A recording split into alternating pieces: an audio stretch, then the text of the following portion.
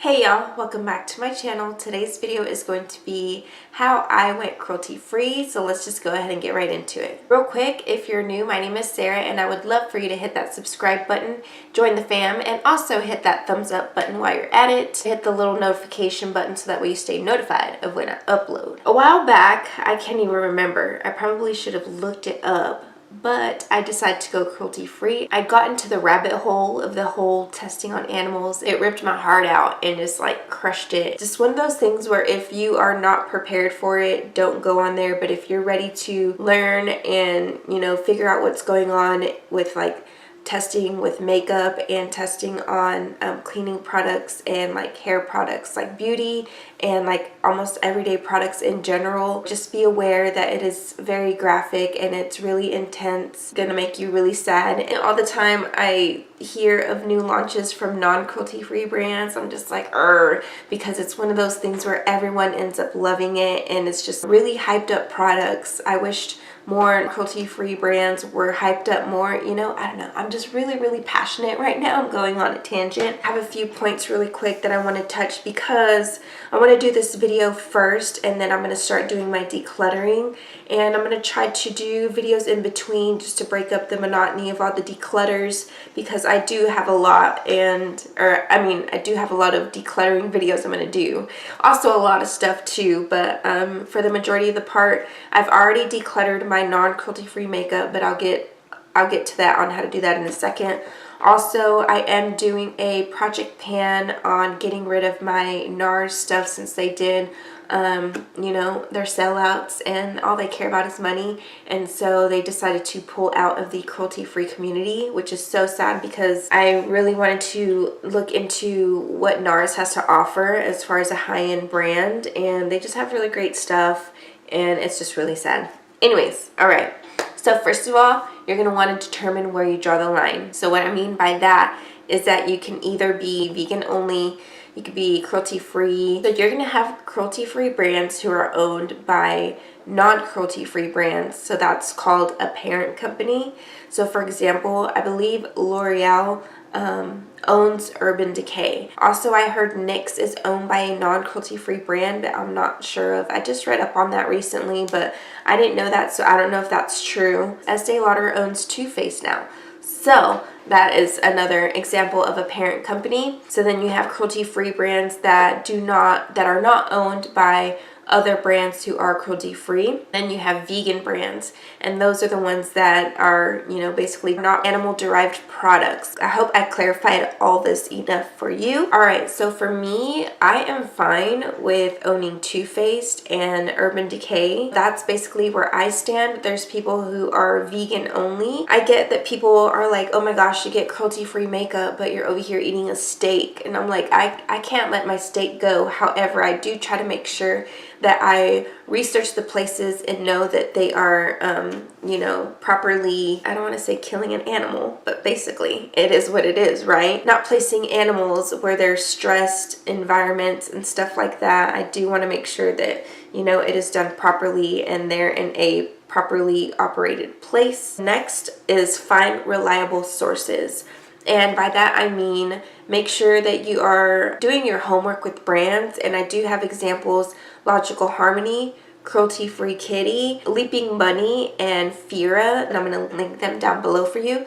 Sorry, I really have allergies right now, so I sound a little bit funny. But I always find Cruelty Free Kitty. I'm always on Pinterest looking up cruelty free this, cruelty free that, and she's always the one that has her major lists. Also, Logical Harmony has lists too, but I really find that Cruelty Free Kitty, if I can enunciate today right, Cruelty Free Kitty does have her fair share of Pinterest posts that just float around everywhere. You just type cruelty free, and she does have them dated from like 2015, 2016, 2017, 2018. So she's always constantly uploading or updating her list and stuff like that, which is really good and really helpful for those of you who are deciding to go cruelty free. Or if not, this is just some information on how I decide to go cruelty free.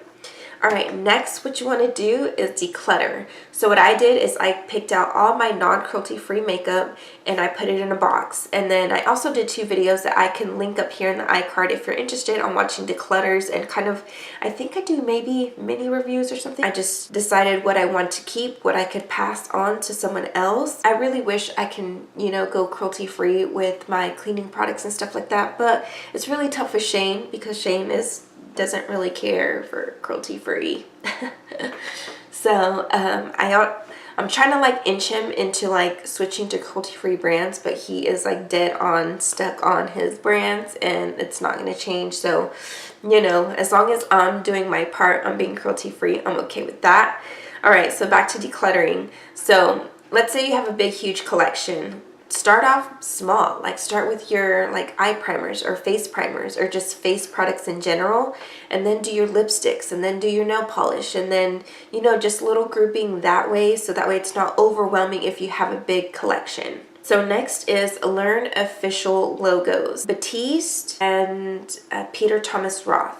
They have little logos on the back of their products that say either they don't test on animals or they have just a little icon that has like a bunny or something. This is how they're getting away with that. Okay, so again, this is going to go back to parent companies, and something I forgot to mention also is that companies can, they won't test their products on animals here, but they can send their ingredients and send their final product to other companies who do the testing for them. So that is how MAC is getting away with saying that they're cruelty free, because their products here, they don't test on animals, but where they sell their products, they have to test where required by law. So I believe they sell to China or something like that. And so they have to test their products on the animals. So therefore, MAC is not cruelty free to me. All right. So anyways, that ties back to how the companies are getting away with the logos. All right. So now with the logos, there are certain logos that are not actual, like legit, I'm going to say that loosely, means they're cruelty free. So let's see, NYX has this one. It's really tiny, so I'm going to either put them on the screen, but it's the little bunny one with the big ears on it. Let's see, I'm going to see if I can show you guys.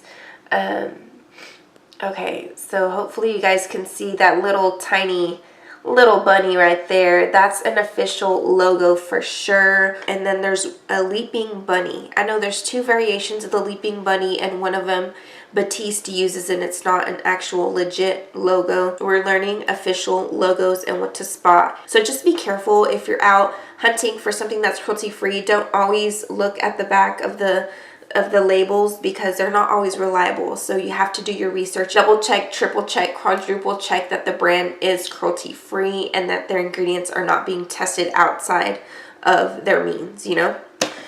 All right, so I hope this video was super informative. I do have some cruelty free bloggers that I do want to let you guys know that I watch.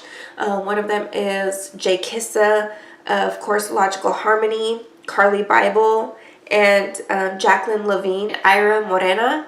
Okay, so those are really good cruelty-free bloggers or YouTubers. I'll leave them linked down below if you want to go subscribe to their channels. They have really great content. I hope it wasn't all over the place, because I did try to, you know, write everything down on a piece of paper to keep myself from getting off track or anything like that, just because I'm kind of, you know, groggy, so I got to keep my mind right, focused. I'm not doing this video to push you guys to be cruelty free. I'm just showing you guys how and why I decided to go cruelty free, and kind of like a precursor to why, not really so much a precursor, but I just want to make sure to get this video up before I started any decluttering. Basically everything in my collection besides I was gonna say besides NARS, so besides the NARS products that are left in my collection, everything else is completely cruelty free, and I'm so happy for that. And it just really isn't a hard process at all. For me, it was pretty easy. I thought it was gonna be, like I said, I thought it was going to be hard, but it turned out it's pretty easy. Also, if you're on Instagram, there's a bunch of indie brands that are up and coming, and they are cruelty free. There's also vegan brands, and so if you're vegan, But okay, I guess I'm gonna shut up now. So yeah, that's it. Be sure to subscribe, give this video a thumbs up, and I'll see you guys in my next video. Have a blessed day. Bye.